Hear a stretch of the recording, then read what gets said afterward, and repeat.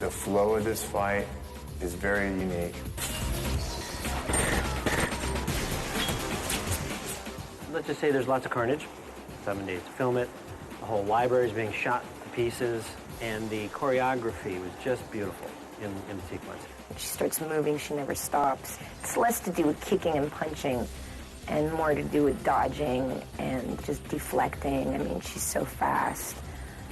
You know, people can point a gun at her and it just doesn't matter because she'll just duck out of the way. People are going to remember because I don't think deserving the concept of blades and guns used simultaneously at one time to eliminate multiple opponents.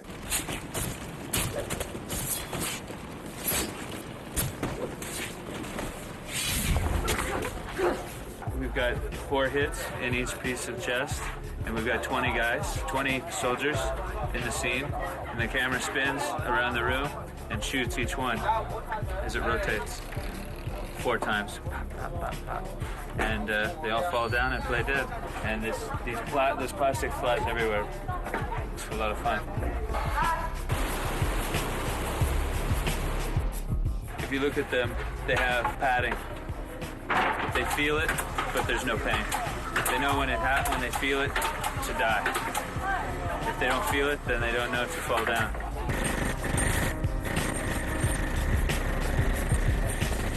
You know, Mila's really performed well. She's worked very hard in all aspects of martial arts. We've done a lot of wire rehearsal with her. There's stunts where she busts through glass, and Mila will go for anything. I will get it. I'm not going to hurt myself. You know what I mean? I'll get out if I feel like dangerous. You know, Mike would give me these pep talks before each of our big fight scenes when we started filming, you know, going, no, this is what we've been working for. You know all this. We've done this a million times. Imagine you're just in the rehearsal hall. But you know what? We've all been working for this, so you better do it good.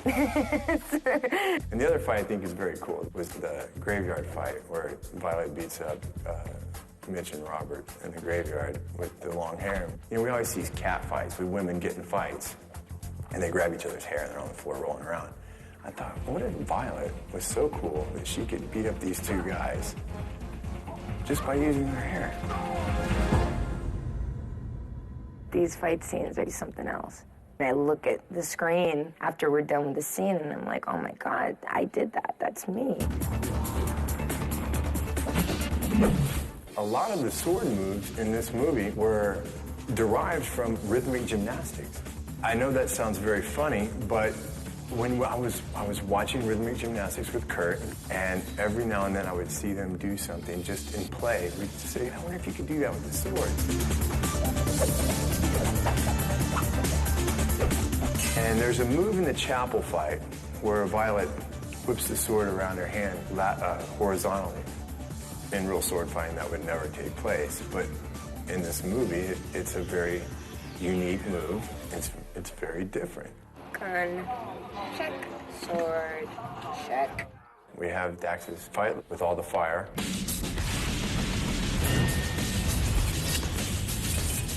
I haven't done any sword work before, so it's all learning a little bit of fundamentals and then specific moves. So it's like a dance, it's choreography.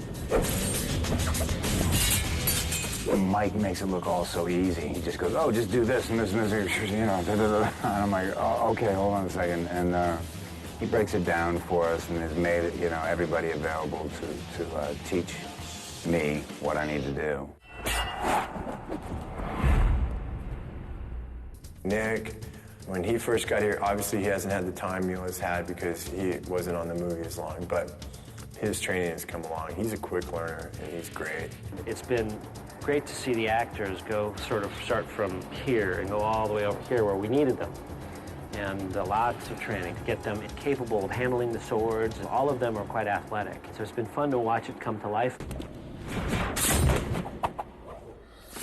Mila wields a nasty sword. So I'm just hoping to hold my own. Visually, this film is unlike anything I've ever seen before. The costumes are amazing. It's interesting, cool looks.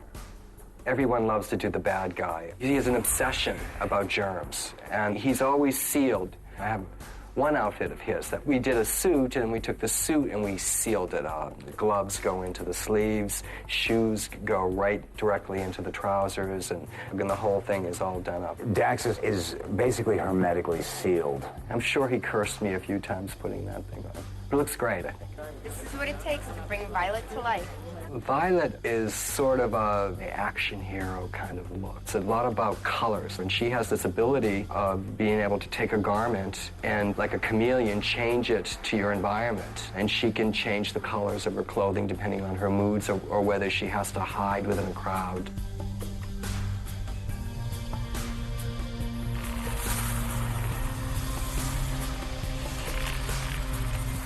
When he told me that that was his vision, I was like, Joseph, let's do it. This sounds amazing. And he did such a wonderful job. I mean, the outfits, because they're so important to Violet's character, the whole look of the film, and to set the environment, you know, it was really tricky, like figuring out what I was going to wear. We have a glove problem. Emilia has been around the fashion business and done the whole fashion scene in Europe and the United States.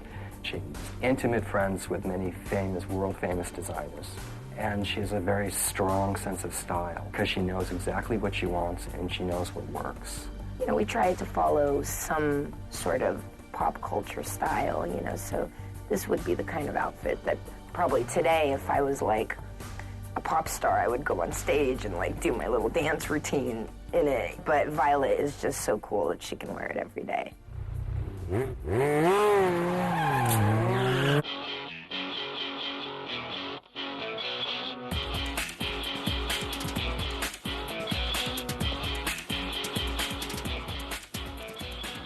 We had looked at a number of cities around the world to find a place that seemed appropriate, suitable to shoot this movie. And when we came to Shanghai, the architecture of the city was so extraordinary, so genuinely futuristic, that it sort of surpassed anything that we could have imagined a designer sort of inventing.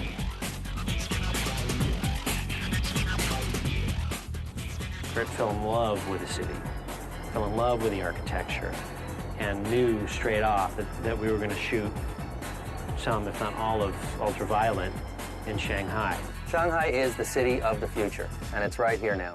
Here were buildings that had not been seen before on film, hadn't been featured in lots and lots of movies, so they were not overexposed, and yet they were the product of enormous architectural invention.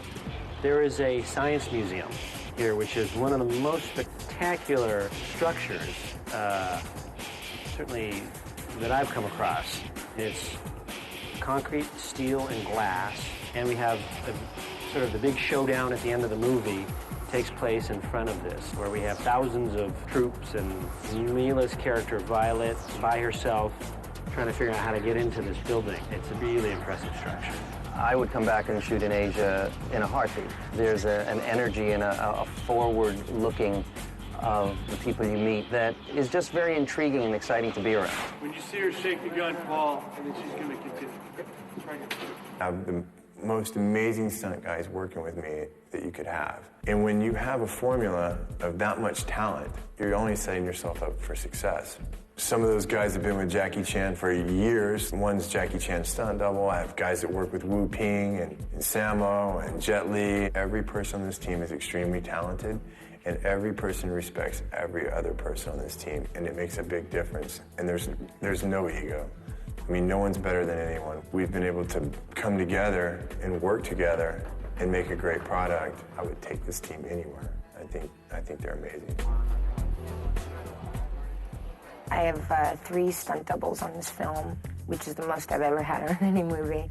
Alicia, Yulia, and Jennifer. They're all really unique and incredible women in their own right. I gotta tell you, I auditioned almost 300 girls for this part.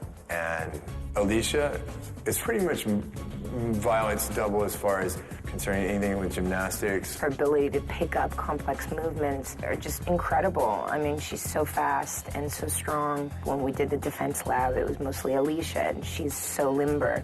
You know, she can do all the kicks, she can do all these amazing moves because she's just made of dough. You know, she's like putty girl.